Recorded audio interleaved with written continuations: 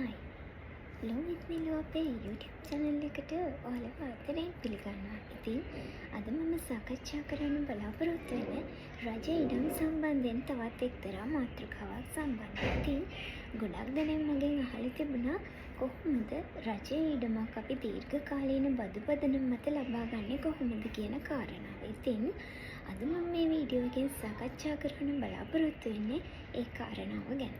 ඉතින් අපි බලමු මුලින්ම කොහොමද රජයේ ඉඩමක් අපි ලබා ගන්න අයදුම් කරන්නේ දීර්ඝකාලීන බදු පදනම මත.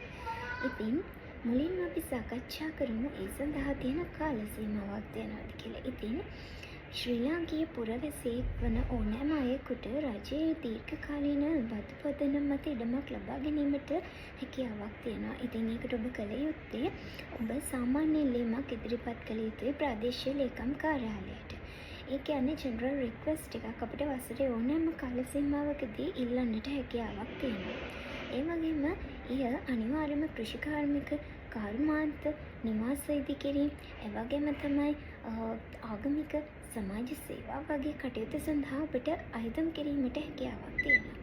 ඒ වගේම තමයි වසරේ විශේෂිත කාල සීමාවක් කියන්නේ පුවත්පත් දැන්වීම මගින් සහ ගැසට් කිරීම මගින් සහ එවැගේම තමයි ප්‍රදේශීය ලේකම් කාර්යාලයේ දැන්වීම පූර්වයේ ප්‍රදර්ශනය කිරීමෙන් ඔබට අයදුම් කිරීමට හැකියාවක් තියෙනවා. එය විශේෂිත ඉල්ලීමක් විදියට. ඒ කාල සීමාව අනුව ඔබ එක ඉල්ලීම ඒ අනුව පුවත්පත් දැන්වීමේ තියෙන කොන්දේස් වලට අනුව අයදුම් කිරීමට සිද්ධ වෙනවා.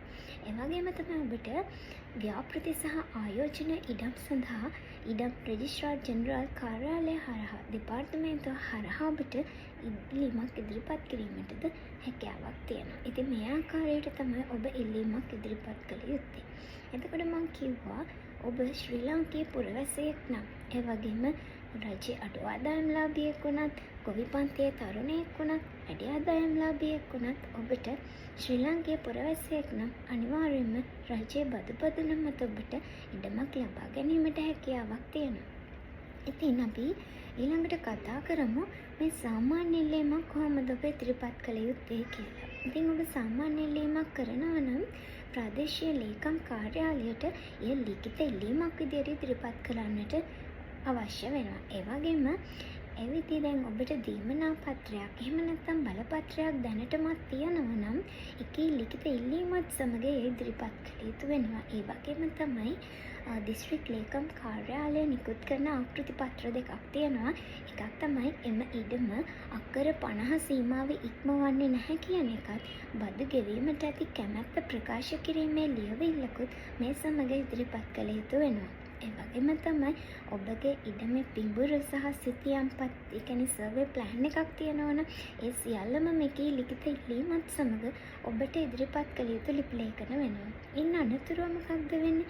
ප්‍රාදේශීය ලේකම් කාර්යාලයේ ප්‍රාදේශීය ලේකම්තුමා මෙය ඉතාමත් හොඳින් බලලා එය නිර්දේශ කරලා අනුමත කරනවා නම් ඊළඟට ඔහු කරන්නේ ඒ ලේඛන පරීක්ෂා කරලා ඉඩම් කොමසාරිස් ජෙනරාල් දෙපාර්තමේන්තුවට යොමු කිරීම සිද්ධ කරනවා. ඉතින් ඉඩම් කොමසාරිස් ජෙනරාල් දෙපාර්තමේන්තුව මැනුම් දෙපාර්තමේන්තුවට යවනවා සර්වේ ප්ලෑන් එකක් ගන්න. ඒ කියන්නේ පිඹුර සහ සිතියම් ලබා ගැනීම සඳහා. ඉන් අනතුරුව අමාත්‍යාංශය හා කැබිනට් අනුමැතිය අවශ්‍ය වෙනවා. හැබැයි මේ ඔක්කොගෙම ඉඩම් කොමසාරිස් ජෙනරාල් දෙපාර්තමේන්තුවේ තමයි අවසන් නිර්දේශය තියෙන්නේ. අවසන් නිර්දේශය ලැබුණයින් පස්සේ තමයි ඔබට රජයේ දීර්ඝකාලීන බදු පදනම මත ඔප්පුවක් ලබා ගැනීමට හැකියාවක් තියෙනවා. ඒ වගේම තමයි මෙම බදු ඔප්පුව වසර 30ක් සඳහා එම නැත්නම් වසර 30ක් වසර 99ක් අතර කාලයක් සඳහා ඔබට ලබා ගැනීමට හැකියාවක් තියෙනවා. ඒ වගේම ඔබ රජයෙන් දීර්ඝකාලීන බදු පදනම මත ඔප්පුවක් ලබා ගත්තයින් පස්සේ ඒ වාර්ෂික බදු ගෙවීම පැහැර හරින්නත් එපා. ඒ වගේම ඉඩම නියමිත කාලය තුල ඒ ව්‍යාපෘතිය සඳහා භාවිතා කිරීමත් අනිවාර්යයෙන්ම වැදගත් කාරණාවක්. ඒ වගේම තමයි නීති විරෝධී විදියට ඔබ ලබාගත් බදු පදනම මත ලබාගත් ඉඩම වෙනත් අයෙකුට පැවරීමත් සිදු කළේමට හැකියාවක් නැහැ. ඉතින් එවැනි දේවල් සිදු කිරීමෙන් වැළකෙන්න.